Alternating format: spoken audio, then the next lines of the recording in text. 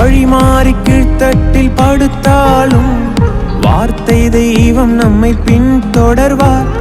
வழி மாறி கீழ்த்தட்டில் படுத்தாலும் வார்த்தை தெய்வம் நம்மை பின்தொடர்வார். நான் கடலின் அலை நோக்கி குதித்தாலும், நான் கடலின் அலை நோக்கி குதித்தாலும் மீனை கொண்டு மீட்பார், என் ஜீவனை மீனை கொண்டு மீட்பார்.